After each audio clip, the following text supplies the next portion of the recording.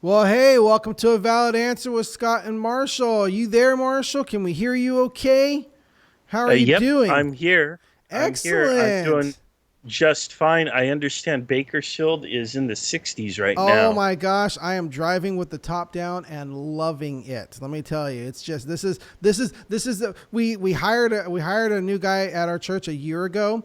It was really kind of mean, actually. He came and visited us in like March, April, almost in May, and it was like all beautiful. He said, "Yeah, take the job," and then he finished up his job there, and we got hired, and then he started his first day like in July.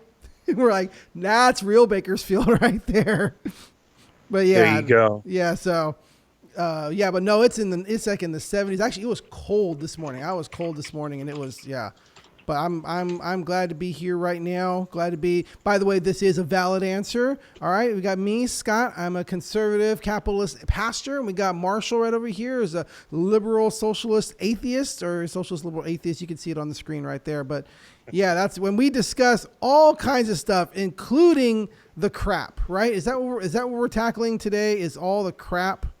Yep. Am I allowed to say Yep. crap? I can say crap. There's other things that I cannot say. So, Well, technically we can say anything, but we've chosen on our own accord to keep very true. this, pretty clean, and consistent with our personal opinions and Yeah, how we like to do things. And I'm pretty happy with that, even though I'm an atheist without any morals. yeah. I'm I surprised you're don't not like, just. I'm surprised you're not just killing a baby seal and whatever right, next to you. Because who cares? And robbing somebody at the same time and yeah. right, Because right, atheists have no absolutely. morals, obviously. Right? Yeah, crazy. Funny that.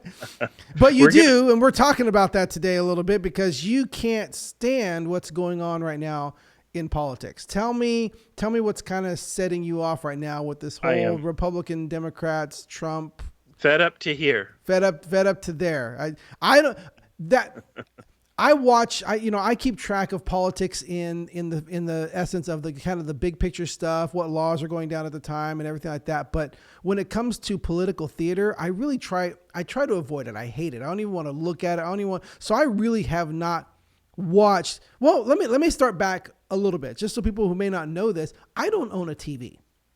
So we'll start right there. I have not had a TV in my house for 21 years. When my wife and I got married, we decided that we did not want to have a TV in the house.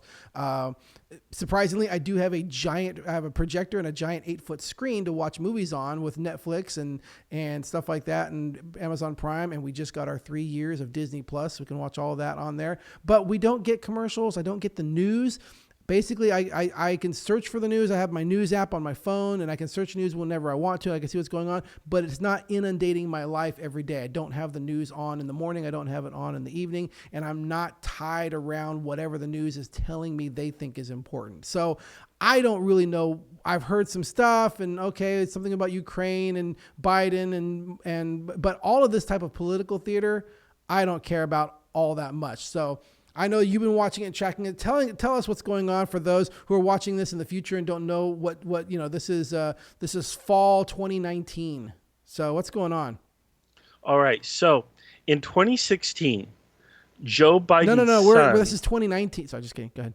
yeah, Joe Biden's son, Hunter Biden, is elected to the board or seated somehow on the board of a Ukrainian natural gas firm, an energy company. And the Ukrainian prosecutor, the prosecutor for the government there, their version of the attorney general, I guess, Okay. begins investigating the firm for some sort of corruption. Joe Biden makes a call to the president, or I believe it was the president at the time, and suggests that they fire the prosecutor. And basically, eventually, the prosecutor, I guess, dropped the case or whatever. I don't know what became of it. I don't know if there was corruption or not, or I don't know. In fact, I don't think hardly anybody really knows. That's the kind of stuff that's probably going to be coming out soon as they investigate. Right. Yeah. But then President Trump called back on July 25th, and in his conversation of this year, Got it. and in his conversation, he asked the Ukrainian president to investigate Joe and Hunter Biden and their dealings, and why did they want the prosecutor fired and all of this other stuff. After the phone call, he then had the record of the phone call essentially moved to a different server rather than the server where everything was kept. In other words, some internal intelligence officials became alarmed that Trump's handling of the phone call and the record of the phone call was very much out of the norm. So this person basically drafted a complaint. Apparently, there were several other people who were likewise concerned. And the complaint then was sent to whatever committee oversees all of this, and now it's become this full-blown thing. Allegedly, President Trump has abused his office of the president to call for an investigation of a potential political rival. And, of course, Trump would say, probably no, I'm just trying to drain the swamp. But as it doesn't look too good for him, because the bottom line is Joe Biden is, at this point in time, his number one adversary. But my question is this: when Trump exhibited behavior unbecoming a president prior to even being elected, and we still elected him, and when there were all these allegations that he had put his hands on women and done other things that were inappropriate, but not while he was president. Not while he was president, but there was no call for impeachment. When he locked up, no, I want to stop you there. Why would that be a call for impeachment if it wasn't while he was president? Well, they shouldn't have elected him. But, right. Okay. So that's a different thing. When he allegedly colluded with the Russians to help get elected, there was no talk of. But he wasn't the president. There was. Well, but why is that impeachable? Because it's breaking election laws. Then when he's locking up kids in cages, there's still no real serious call or talk about impeachment. Because they were already locked up before he got there. Well, and Obama should face justice for that too, okay. Yes. But regardless, the bottom line is, at no point have the Democrats made a serious call for impeachment until he went after their darling candidate, their darling right-wing centrist capitalist candidate, Joe Biden. And when that happened, of course, then absolutely, they are now all, full throttle towards impeachment. And I imagine the House will impeach. I don't know that it will survive the Senate. I think Trump will probably finish out his term of office, and that will be that. But the Democrats are screaming bloody murder because really Trump touched Joe Biden. Now, Michael is asking, do you think the Lewinsky thing was impeachable? I want to kind of address that. I don't know how old you are, Michael, but I was alive and in college when that was happening, and that is how people nowadays look back at it, as the Lewinsky thing, and that's how it was tried to be painted at the time. But he was not being impeached for the Lewinsky thing. He was being impeached for lying under oath. Yeah, that is potentially impeachable. The sex with Lewinsky or whatever, who cares? I don't, that wasn't, it was the lying under oath that anybody else would go to jail for that. That was what was being prosecuted, not the Lewinsky thing. So I just wanted to clear that up. But do you think what Clinton went through was impeachable? Just curious, Marshall.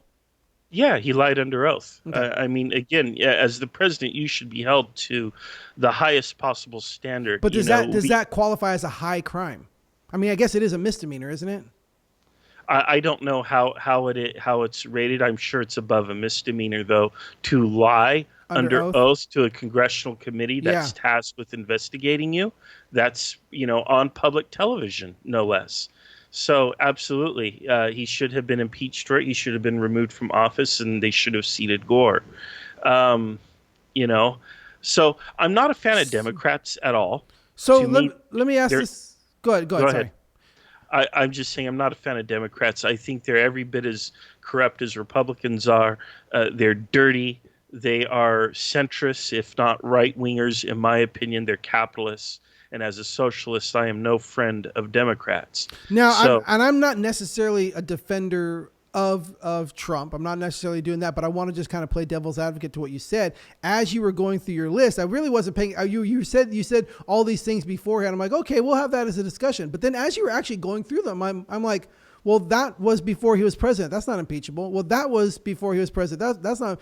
Is the list of things you said beforehand None of all of those happened before he was president. I don't know that that's impeachable. But Right. is this what he did? Is this actually potentially an impeachable offense?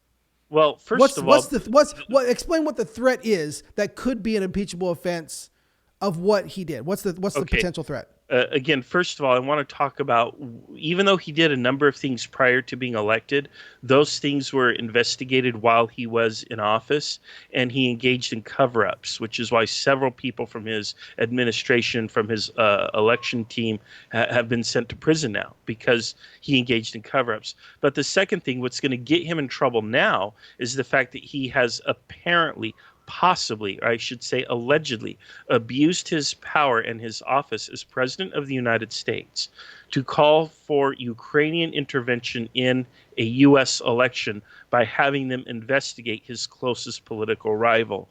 And then he has apparently attempted to cover that up by moving evidence off to a different server, releasing only an edited transcript of the call and other things. So how they go about proving this and whether or not it's substantiated, I'm not sure. The Democrats do seem to have the votes for impeachment in the House. It will probably go along party lines. Mm-hmm. He'll be impeached in the House. It will die in the Senate. And again, he'll finish out his term of office. Which is effectively what happened with Clinton. He was impeached in the House and it died in the Senate. Yes. Right. Yeah. Right. I'm trying to remember the details of that. Like I said, what year was that? Oh, 90, yeah, like 94, 95, I'm 95, guessing. somewhere around there. 96. Yeah. You and I graduated in 92, so we were 20, 21, Yeah. 22, somewhere around there. Yeah. So I don't know if that's considered young. Michael said that he was young back then, but I don't know how young is young. At this point, I'm realizing that 21 is young now that I'm about to be 45. You're already 45, right? Or am I giving too much away? Gosh, I'm 25, but 25. Okay, wow. You plus, graduated give or when take you were 20. You graduated 2 years before you were born. That's how smart I am. But anyway, when I was your age, I was already graduated. I mean, Josh Gunderson is saying it was the cover up that took down Nixon. That's true, but Nixon wasn't impeached. Do you think that would have Nixon gone forward? resigned before he could be impeached, but he would have been impeached. Do you think so completely, or just by whichever house was would it have gone through the Senate, and do you think it would have been complete? Well, there was still a greater sense of integrity in U.S. government, and I'm not going to say that during the 70s that it was somehow this paragon of integrity, but it was a heck of a lot better than it is now. Now it's just so. Is it though? I mean, incestuous and criminal. They don't even try to hide it anymore. But hasn't it always been like that? I mean, like when you read some of the transcripts of things that happen, and it's just like. Yeah, no, I feel like it's worse now. And it could be that maybe they get away with less. Maybe there's less loyalty in the Oval Office than there used to be before. Maybe there used to be a tradition of loyalty. Maybe technology and the ease of recording everything makes it harder to keep things concealed. I think it's difficult to be loyal to Trump. I think there's people around him it's difficult to be loyal to him because he's not really loyal to anybody. Like he throws anybody and everybody under the bus is what it looked like. Right. Right. And we've had corrupt presidencies and that goes back probably to the early 1800s. So there's no question that there's always been some level of corruption in our system and in every system. But the issue at hand is why all of a sudden now do Democrats want to impeach Trump with that's the big thing. These other things. And again, my hypothesis is because he touched Joe Biden. Now that's beyond the pale. So he can touch women. He can do all kinds. He can put kids in cages. He can do all kinds of things. He can run his mouth. He can use the military to go 10 minutes to bombing another country without congressional approval. He can do all kinds of crazy things. Any president can do that. Can't Come on. challenge. Any president can and has done that. None of that's impeachable. Yeah, but none of that's a high crime. None of that's a against the law misdemeanor. I mean, the allegedly touching women, if that's, those can be investigated. I don't want to include that. But and pay people off while seated as president of the United States. He can obstruct justice. At least he's not killing off people like the Clintons. Well, and of course, I don't know that that's substantiated that the Clintons have killed anybody, although it wouldn't surprise me. But anyway, it's just astounding to me that at this point in time, the Democrats have simply let the mask fall off. And in my opinion, the only motivation they have for impeachment now is Joe Biden. And Joe Biden's probably going to lose. To Well, certainly it seems like Warren's, they're going to hand the crown off to Warren because apparently she seems to be the bridge between progressives, which the Democrats kind of feel they need, and mainstream Democrats. Plus, she has the woman factor, be the first female president, and so on. So, of course, that's if Nancy Pelosi doesn't get elected. Not elected, get appointed president by virtue if the president and the vice president go down for the current scandal. Yeah, but she would still not be the first elected female president. I think that's right. She wouldn't be elected, but she would assume the office of president. Yeah, was it a designated survivor? Yeah. Talk about that happened. Was a Battlestar Galactica back in the early 2000s on this whatever channel it was. That's what happened. That she became president because she was the Secretary of Education, and everybody else she was the 17th down the line or something like that. It's yeah, you really got to reach to tell those kind of stories. Yeah. So at the end of the day, I'm just tired of this whole system, and this is why we need our guns. Whoa, that took a turn. Well, no, because I don't trust these people. I don't trust them to look after us, to take care of us. I don't trust them to do anything that's in our self-interest. Welcome to the right, and welcome to conservatism. We have never trusted them, any of them, ever. I don't since know. the beginning of this country. You're electing these characters, right? But we don't trust keep them. Electing them, but we don't trust them, and we're not electing those who say they're going to take away our guns. We're not electing them. Well, I'm much more than a single issue voter. Yeah. I'm certainly looking more at economic policies and how electing a particular individual will impact my life. But so far, it just keeps getting worse and worse and worse. We've been doing this lesser of two evil voting, and now we've just got supreme evil now. And it just, we're almost to full evil. Is that a little hyperbolic though? Yeah, it is. Okay. It is. But I'm trying to express something here, that things are getting worse in this country, particularly amongst our political leadership. And it's going to get to the point where we're going to have to do something. The people who own and control the means of production are not going to allow us to vote ownership of that means of production away. They're not going to hand it to us. And nor should they, but go on. Well, and they're going to continue to disenfranchise the voters by buying up more presidents and buying up more representatives and senators, and basically, cashing in on our system of government. And we're going to end up becoming, feudal serfs again, is my concern. And so at some point, we've got to say enough is enough. I think the window for us to elect somebody who might be able to reverse this is closing very rapidly.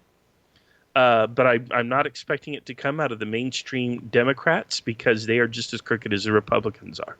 So we're going to have to elect an outsider. Which honestly is what I thought was going to happen with Trump. Yeah, that was Trump's selling point, right? Yeah, he's outsider. I'm going to go drain the swamp. And, you gave him a lot of leeway because he wasn't a politician.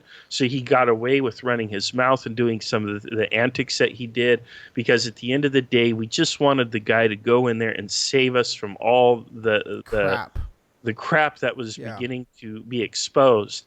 And instead of saving us, he basically just doubled down.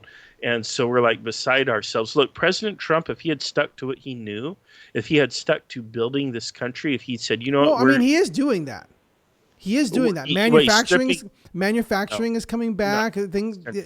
I don't know of any roads or railroads or airports that have been revitalized. Our schools. I'm sorry you don't live in Bakersfield anymore. Every road in Bakersfield is being revitalized. Actually, every right. freaking road in Bakersfield is under construction right now. They just started construction on Buena Vista outside my house. So I have no direction I can go to get to work I can't go down Buena Vista because it's blocked off all the way to White Lane. I mean, I can go down there, but it's one lane and blinking lights. I can't go the other direction because District and all that is under construction. It's construction everywhere in Bakersfield. So infrastructure is happening, at least in my town. It's absolutely happening. And I'm not saying it's all because Trump did it, but I'm saying it is happening. Infrastructure is being rebuilt all over the place. Now, What is it? Michael does have a question for you. He says, "So who is your choice candidate right now, Marshall?" Well, I prefer Bernie Sanders if for no other reason, although I think he's going a little over the top with a lot of his campaign pledges and the policies that he's proposing. Even I am like, oh, wow, okay, he's getting kind of out there. Basically, he's promising the moon, and there's no scenario whereby he'll be able to deliver on even a fraction of these promises. Nonetheless, he does have one key issue correct, which is that you've got to get the money out of the campaign process. And until you get the private money out, we're going to continue to have And is he corruption living that that? we Where see. does he get his money? Is that open books? Have you looked into that? Yeah, he's only accepting basically micro donations from individual people. He has not accepted any kind of campaign contributions from any sort of corporate sources. So he's just accepting small donations Super from PACs? individuals. No super PACs, none of that. Gotcha. None of that. And that's why he has my vote. Hmm. Otherwise, he would kind of be up there with a lot of the others. My second choice, of course, would be Warren because she's a pro-consumer advocate, but I don't have the same level of trust in her Well, as I she have for she's Bernie she's Sanders. she's just as gosh, the Right, whole she's part of political the problem. establishment. Yeah, whole She's part of political the problem. establishment, but she's a compromise. Be outside of that, I have to leave both Republicans and Democrats entirely to find somebody who I might consider voting for.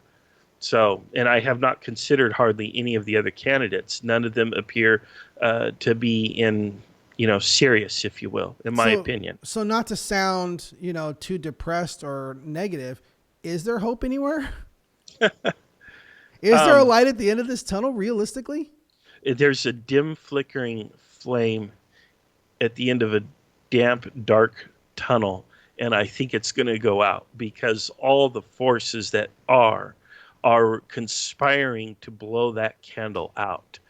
And ultimately, this is again why we need the guns, because it's the citizens of this country who are going to have to insist on political reform.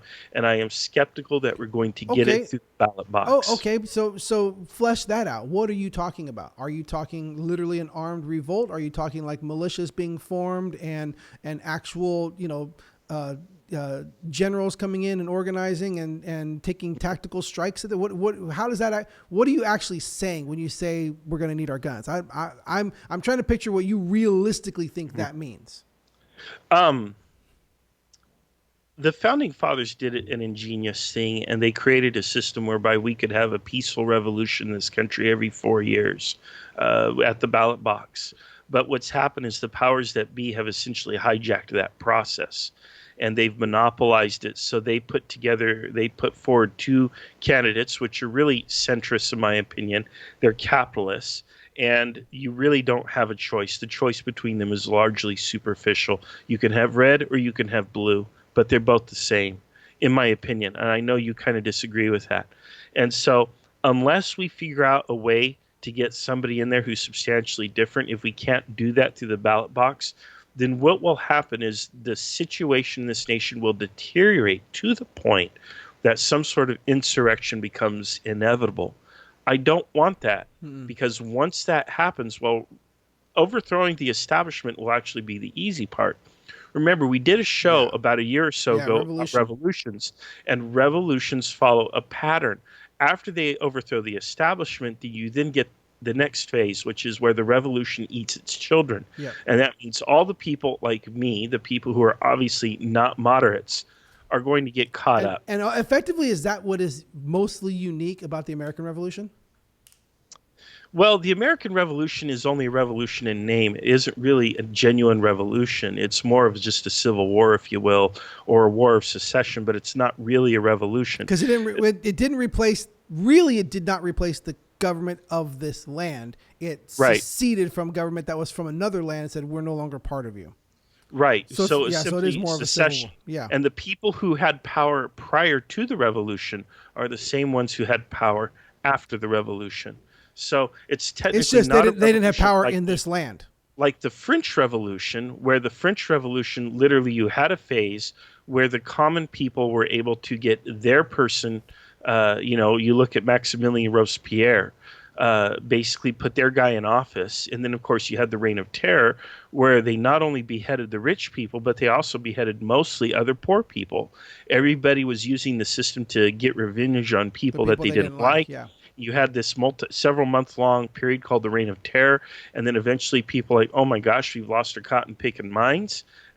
Robespierre gets caught up in his own creation, if you will. He ends up Yeah. going to the guillotine, and then at the end of all of this, you end up with Napoleon, who is essentially a dictator. Yep. And then after Napoleon in 1815, you get the monarchy back.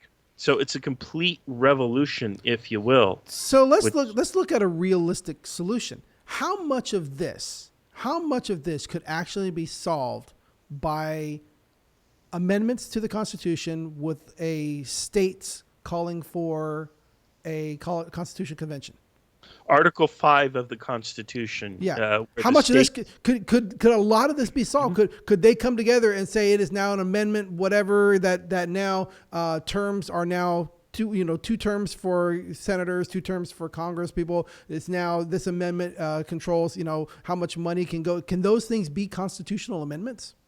yeah, 100% of this could be solved by invoking Article 5 of the Constitution.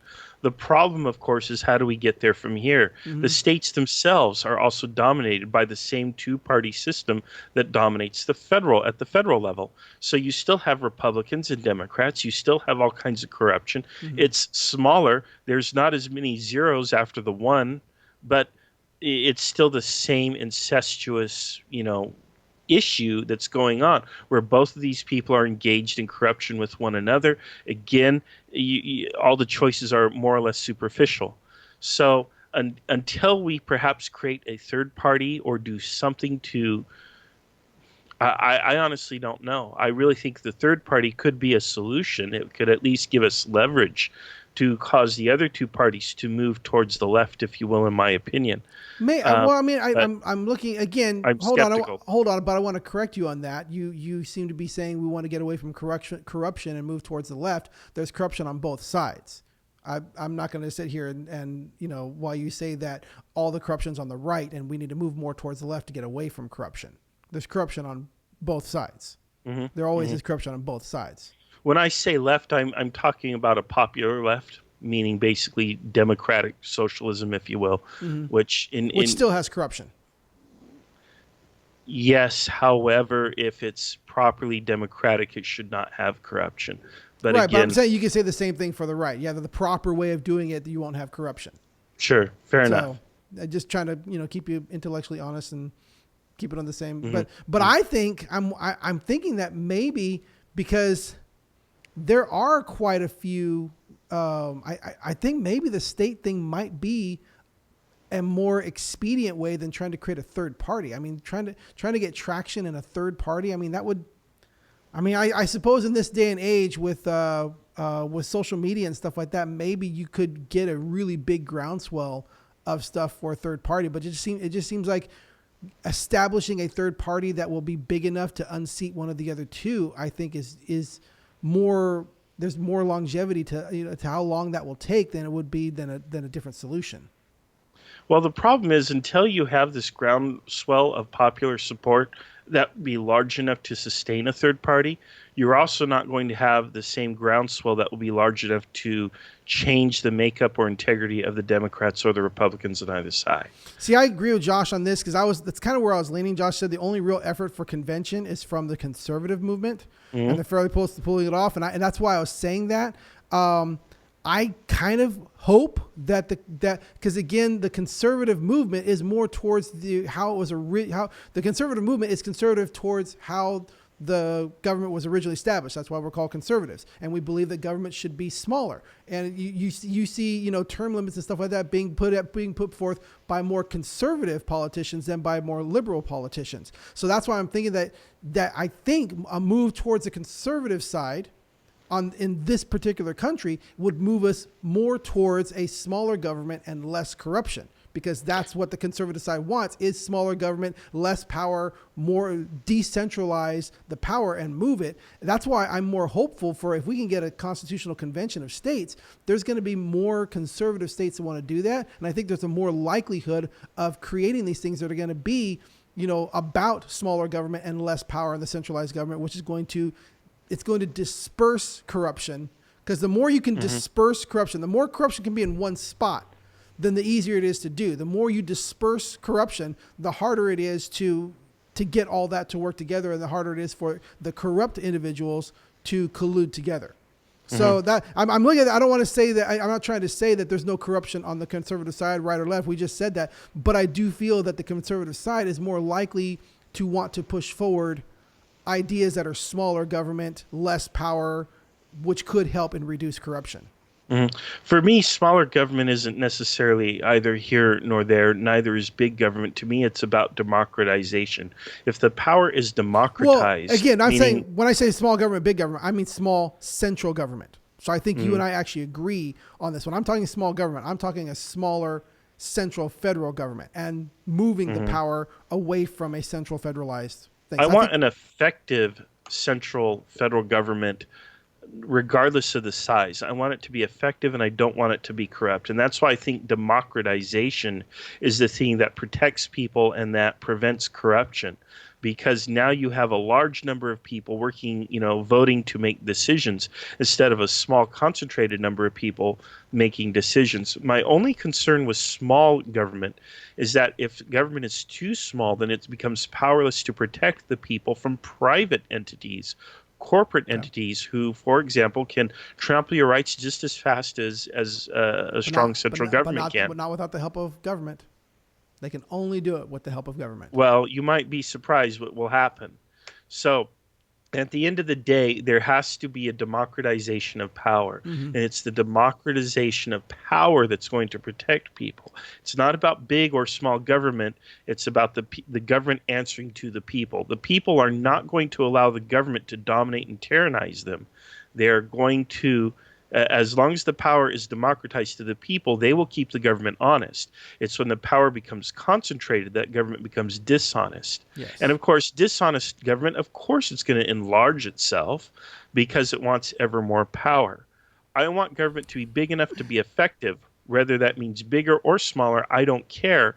But I especially want the power to be democratized so the government does not become tyrannical. So welcome to the conservative right and the idea of states' rights. Well, again, my issue is the use of the term small government implies that the only way to arrive at a democratized system is to shrink the size of government. My problem is that creates a power vacuum that would then simply be filled with private entities who would then expand their abuses of people. And again, you look at what corporations do today. They're loyal to the dollar. They're not necessarily loyal to people or to human life.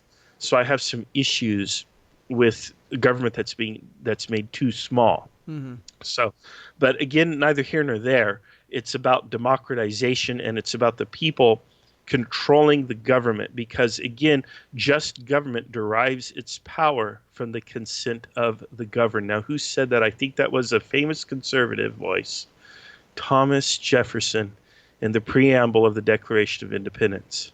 So Josh here says a representative democracy has been diluted from the days of the founders. We would have thousands of congressional reps if it were proportional. So has that changed? Because I mean, is that avoidable though? Because as population goes up, you cannot simply just have more representatives. Or what would be better? Why not? Would it be better to have more people to argue, or better for less people and just each one represents more?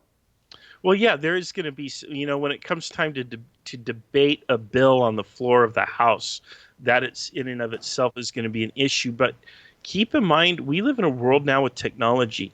You could literally do all the duties that you do in Washington, D.C. by staying in your home district and teleconferencing. And there's all these different ways that we could apply technology. Oh my gosh. I mean, wouldn't that be it'd be tough to put that into the Constitution because technology could change in the future. And now you're literally tying technology to the Constitution. But wouldn't that be great if it was like literally we disbanded and dismantled the Capitol building? Like there is no physical central place for you to gather and be there, and there is no central place for everybody, for all corruption to meet and just be. You have to do it out of your home. You can Skype in and everything is of course now it's like, yeah, but how do you know? Because now we got deep fake, we got all kinds of stuff. How do you know that that's the real person? And technology, man, it brings so many great things, but it could bring, I mean, right now to this day, right? Isn't a bill literally on paper and it gets walked up to and physically put into the box? Like that's still still how it's done. Yeah. Carrie mentions that she's neutral on government. And I don't know if Carrie or others vote. This is one of the issues that I have with a lot of people. A lot of people in my circles are very fed up and frustrated with the system, and they choose essentially not to participate. That's their form of protest. Other people say, I'm just not interested in politics because it's boring, or I don't understand it, or it just doesn't matter what my feelings are. I'm going to get worked up and still be disappointed. And I understand that. And keep your train of thought, because I'm kind of in that area when it comes to political theater. I don't really care to follow it because I feel there's a separation between the laws that are actually being written and the ridiculous political theater and rhetoric. But go on with your thought. Well, I want to encourage people to re-engage with the political process, even though it's incredibly frustrating. Believe you me, I don't think there's hardly anybody out there as frustrated with the status quo as myself. But understand this: your boss. How many antidepressants are you taking? Just kidding. That's between you and your doctor. Your boss is into politics. Your landlord is into politics. The principal at your kid's school who's making decisions how your kid is going to be educated, he's or she is into politics. All these people around you are involved in the political process. So if you remove yourself, you're essentially just giving up your voice, and you're allowing these people to essentially decide for you. Even if there's no chance that your voice is really going to be heard, your vote still counts as a mark against what these other people are choosing and doing. So if nothing else, vote, even if it's out of protest, participate, even though you're not going to win, because you still want to register your protest somehow, and that's one way to do it. All right, that's very, very good. Yeah, it's kind of funny. This is one of those discussions that, again, you and I are mostly in agreement on, but maybe the pathway to get there is where we don't fall together on. Yeah, Michael says he's negative on government. I could I'm close to that. No, and I understand that. It's because we have not. What system of government has been free of corruption? Every single system. The best system that has ever been devised was devised by the Romans. It was the Roman Republic. It lasted for 500 years. And even that system eventually collapsed into corruption and dictatorship, and then into an empire and all of that mess. And that's probably what's going to happen here in the United States as well. We do have the example of British government, which is this parliamentary system, a constitutional monarchy, seems to have worked so far, although the kings have steadily lost more and more power, so that now the monarchy no longer is just a figure. It's just a figurehead in the UK now. Yeah. I don't know, but at the end of the elite. day, to me, we have to democratize the power, because, again, the people will not support a tyrannical regime if they hold the power. Once the people lose the power to a tyrannical regime, they're doomed. They're done. It's over. And we've seen this countless times throughout history. And then, of course, it comes to civil strife in order to restore that balance of power. Sorry, Michael. I thought you were literally saying you were negative against government. He's saying, Scott, Google negative form of government. I guess there's an actual form of government called negative government. Sorry, I misunderstood. I just thought you were like, I'm against government. I'm negative government. I'm like, okay.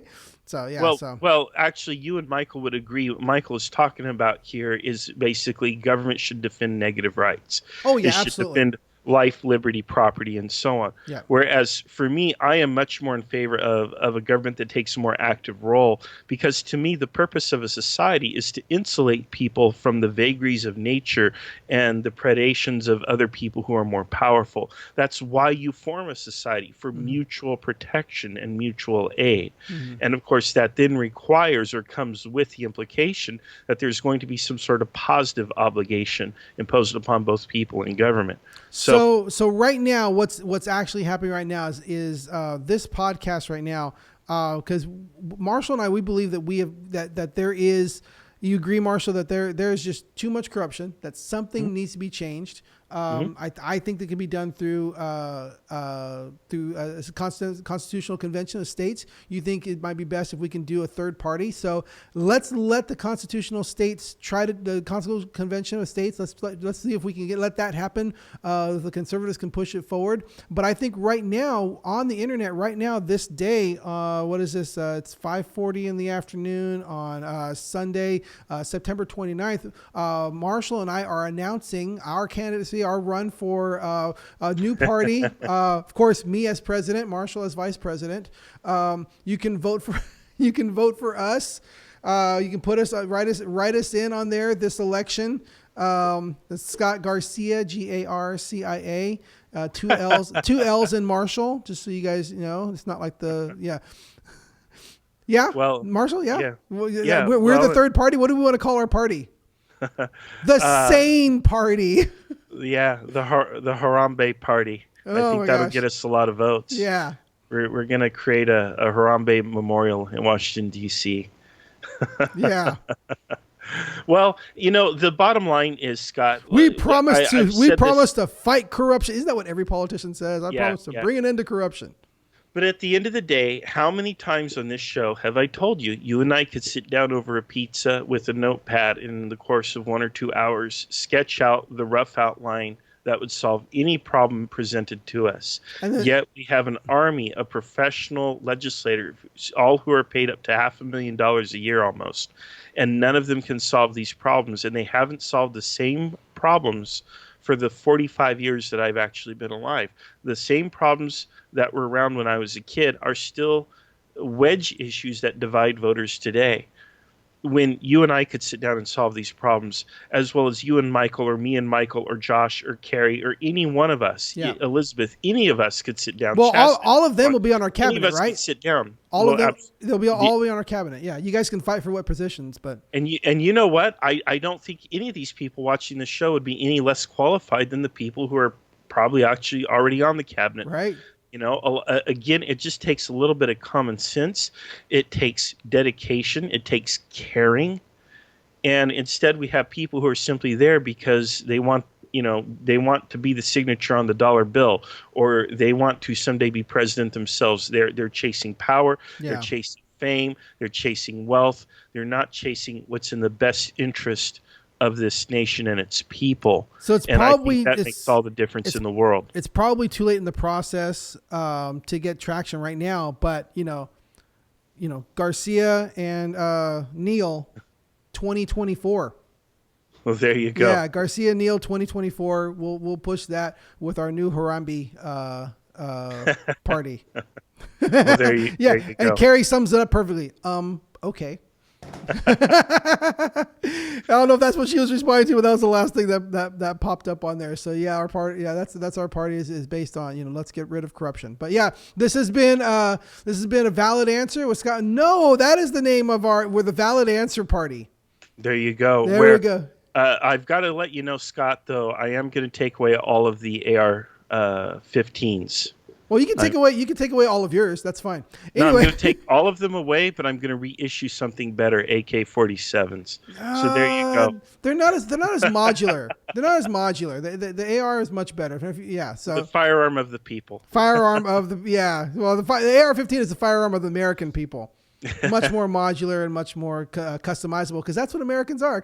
Americans customize everything. They want it their way. They even get Japanese cars and customize them American style. So, although that happens in Japan too. Their but- way. Hey, freedom's great. Right. What is it? That was Burger King's for a long. You have it your way. Yeah. No, All right. we're not sponsored by Burger King, but hey, if you're at Burger King and you want to sponsor us, we'll take the money. We could use a sponsor, by the way. Any of you with a small business, or if you know any small business owners, and if they want Especially, yeah, to yeah. shout out Because right during the now, I show, was going to say that we're actually starting a collection right now to buy Marshall a pair of like headphones like this, so he's not wearing like a like a bicycle helmet on his head. So I'll drop my PayPal. yeah, so yeah, put your PayPal on there, then we can all send you. I mean, it's like $20 on Amazon to get you a pair of headphones. So All right, I'll drop that in the comments. I don't know how people are feeling, but no problem. yeah, But yeah, Scott and I do accept contributions if people do want to support the show and what we're doing. If you have a business, if you want us to plug your business during the show, maybe even run an ad spot. Again, we invite people to contact us. You can reach us on a validanswer@gmail.com. yep.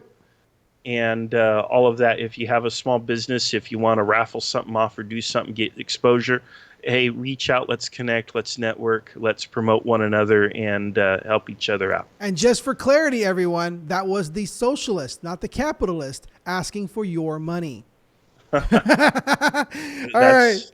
That's how it goes. That's how it goes. This has been A Valid Answer with Scott and Marshall every Sunday at 5 o'clock right here on kerncast.com. A Valid Answer on Facebook. It's been a great discussion. Thank you, everybody who is out there joining us and commenting, and you can catch us in the future. Marshall, any last words? Nope. Thank you very much. All right, you guys have a great weekend. We'll see you next time. Thank you.